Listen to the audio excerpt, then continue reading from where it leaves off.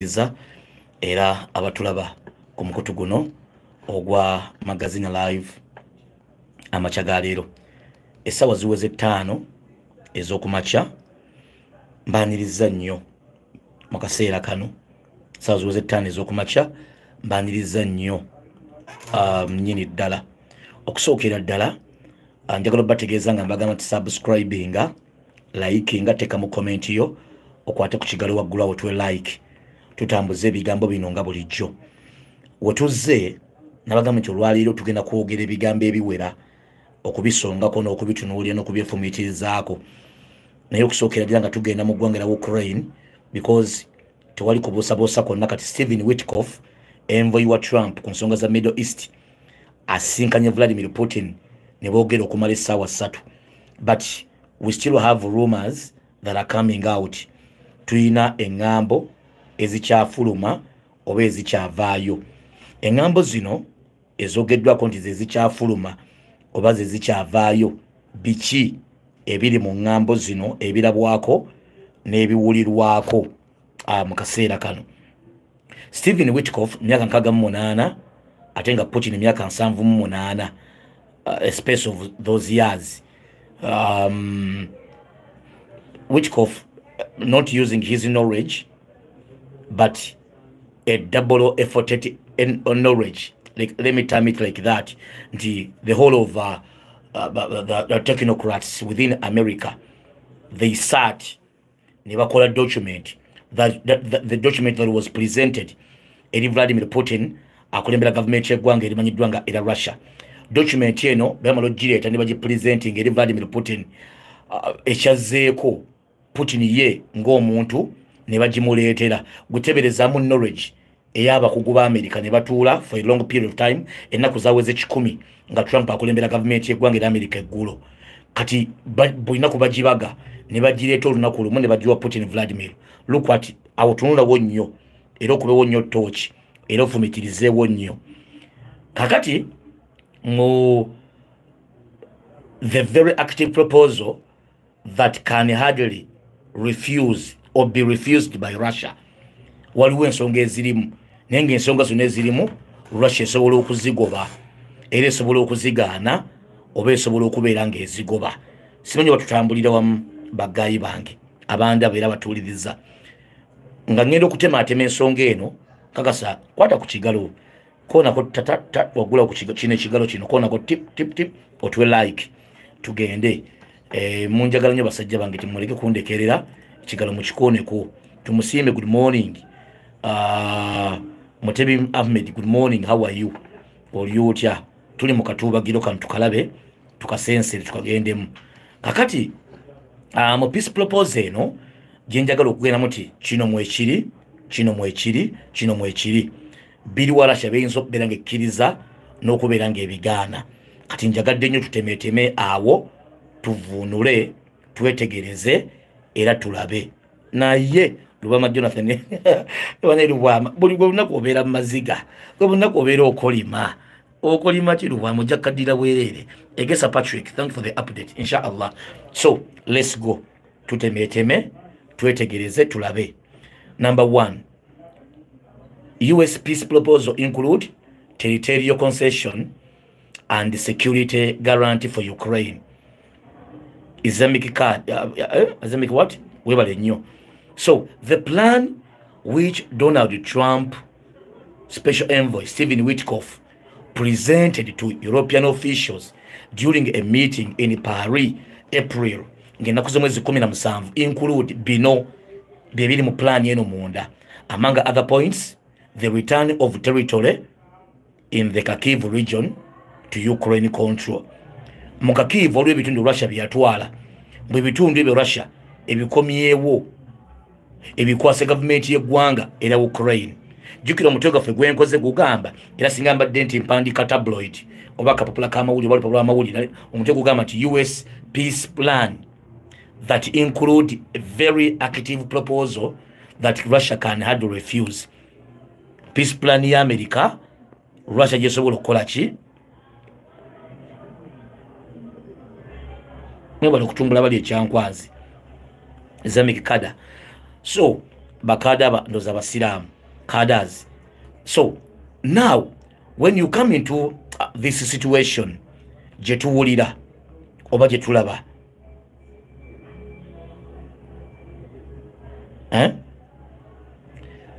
Witkoff plan yagipresentinze eri banne naye ng'ate mulimu Russia ebeeko ebitundu byekola ki byekomyawo.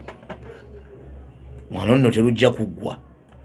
Washington egamba nti Ukraine erina okurigaininga regaining kiyinza otegeeza okweddiza, regaining okweddiza Ukraine yerize konto eya Zaporizhzhia nuclear power plant. Power plant eno banzikadiko wane butobozi. Power plant eno eya Zaporizhzhia gye twogerako yali ya under Soviet Union during that period of Soviet Union. Bannakazadde Abarasha. Zaporizhzhia nuclear power plant ZNPP bebagiyita bobo gigenzeeko ekomewo. Jukira Abarasha bebagirina right. Nkulaga ebijjoggaana mu ndagaano ya Stephen Witkoff gye presentinze. Yes, he brought it on table, but waliwo ebirumira nga yo Putin agenda kubigoba era nga agenda kubeera nga abigaana. Kati then bye biriwo ebyo inshallah nyanzanyisebwa.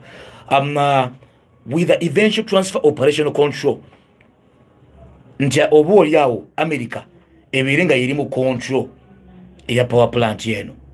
Ebe nawe ebiri. Electricity from the plant would be distributed between both parties. US also proposes restoring Ukraine control over Kabanova hydraulic power plant HPP, ensuring Kiev unrestricted navigation on the Dnipro River along control of Kubin Split. Dnipro mujijukira Russia yajja nejja neyitawo nekola tactical withdrawal nemala neddayo abantu ne bagivuma nnyo ABCD n'ebintu byali bingi nnyo. I think you remember situation here wetwali ebiseera ebyo. As for Russia, government America is reportedly prepared to recognize Crimea as Russian territory and to effectively formalize Moscow's control over territories of self-proclaimed Luhansk, Donetsk People's Republic, LPR, DPR, ne parts of Zaporizhzhia, ne Kherson region. Russia vyoneka kulimira kokka. Aha, mugenda kumpulira engoma egenda okubeera wano. Mugenda kuwulira emitawaana wano wetulaga banga Witkoff bino byaleese. Beyond territorial issues, the document also addresses the ceasefire, security guarantee for Ukraine, and economic arrangements. Under the agreement, Mundagane and Washington are proposing that both sides by establishing a permanent ceasefire and immediately begin talks on its technical implementation. Bina agenda bicha maso. We talk about them and the buchabu tunabitwala maso. Under the agreement, Washington is proposing that both sides establish permanent ceasefire immediately. US also Subiza promises to provide Ukraine with robust security guarantee overseen by special group consisting of European and willing to non-European states in exchange for Ukraine to be required formally abandon its aspiration to join NATO and the European Union. Economically, the proposal includes a framework for cooperation between the US and Ukraine, including a mineral resource agreement between Kiev and Washington. Ukraine will also receive assistance with the reconstruction and financial compensation. In return, sanctions on Russia imposed since Bill Kuminena would be lifted, and Moscow would be offered opportunities for energy and industrial cooperation with the United States. Ukraine and Europe respond with counter proposals. Ukraine and Europe. America yabadde proposing nga mukiwandiiko kiri ekisomedde abazungu mu kibuga Paris. Now, after bakisomye, Ukraine ng'eggwanga ne Europe ng'abawagizi ba Ukraine bakyanukulako ki. 1. According to Reuters, Ukraine and its European allies submitted a counter proposal to the US plan. It includes demand for immediate, full, unconditional ceasefire in the air, land, sea, and everywhere. If that condition is met, Kiev would be ready to begin negotiation with Moscow immediately. Territorial issues would be addressed only After the full cessation of hostilities, the negotiation process would begin with defining the current line of control. Ukraine and the EU are also demanding full control over Zaporizhzhia nuclear power plant. Ati awo ekiwandiiko mukitegedde bulungi naye njagadde kukibawana birimu naye nze mbagambidde wano nti Russia egenda kukigoba ekigando kwemuli naye ekiwandiiko kino bagambye nti Russia egenda kukigoberawo ng'obudde bukyali tenywa zirina kusomeza 26 deadline yaweddeko sajja nzizaawo manjaga kugana naye nga ndi kusimu n'omusajja kyendaba wa baliwaawo kitegedde leero lwenjagala okuyuka sigadde na simanyi yalaga naginoonyeza wuti anki CV soka ofune documents naawe kiti ekikulu so awali eshema medi webale nnyo so propose mugitwale nga nsonga nkulu mugyekumire emitwe gyammwe wano ebintu tugenda mugatuka ekiseera nga mubyetegerera mwekka kiringa kigula mabwongo wetulaga tugenda kyenkuwadde wetulaga ensi wewakutta ensi wewati kyenkugambyeko it can spark a WW3 or kigenda tusobola okugenda mu WW3 because of that document gyembawadde oba nedda obutagendayo. So India ne Pakistan baagala kulwana. Nagambye nonye ku story eyo waginonyezaako wagirabye India ne Pakistan no minister wa India yagenze Pakistan okwogerezeganya jo yabadde mu Pakistan okwogerezeganya naye India yagenze nesanyawo amaka g'abantu begamba nti bebakoze obulumbaganyi kati ate Pakistan India yegamba Pakistan eremeko okugamba ku bantu abalumba ebitundu byayo ngatta abantu baayo kati Pakistan jukira India yasazizaamu endagaano Indus Water Treaty kati Pakistan yegamba okujjawo ekyo kyenyini kitegeeza lutalo ekyo kyenyini kyemukozi kitegeeza lutalo era anatulumba tugenda mwalukuza maanyi ekireese okutya naye Pakistan y'amaanyi sebo mu kulwana Pakistan y'amaanyi ate erina nuclear ate erina ennyonyi z'omutawaana nga India bwezirina erina ne wansi ku ttaka eby'omutawaana nga bwebirina buli omu alina kati abantu bakiwa nnyo maaso naye ebintu ebirabika abantu bali abazungu baagala bibeewo bihampanye bikwate ku bantu bano baleme kgenda nnyo buli omu bamuwagira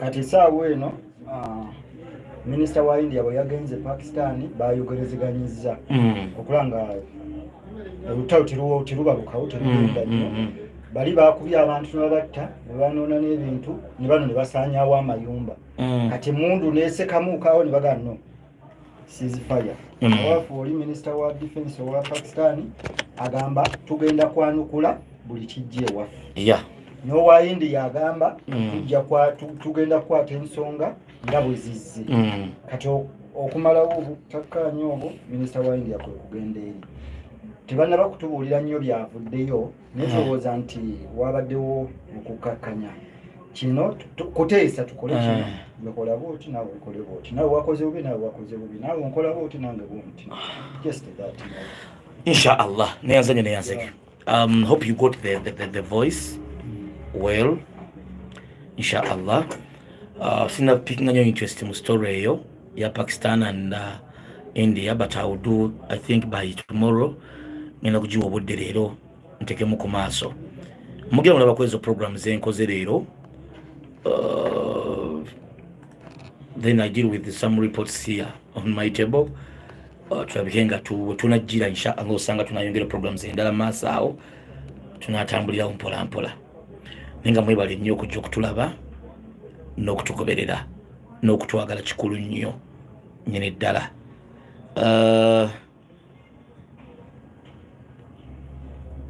otosobola nobona bamaanyi nakikubamu tooki before nenkiraba naye nendowooza nga bw'ogambye. So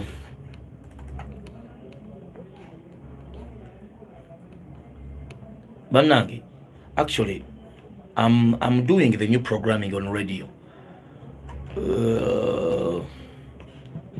Simanyi oba tweteeka show kyakapya kemali agadde.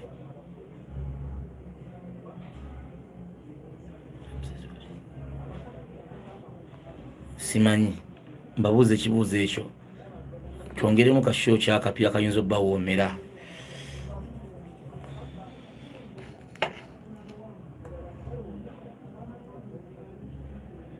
Ono ali muku simanyi naye kansooke mbalekera awo, tunaakomawo.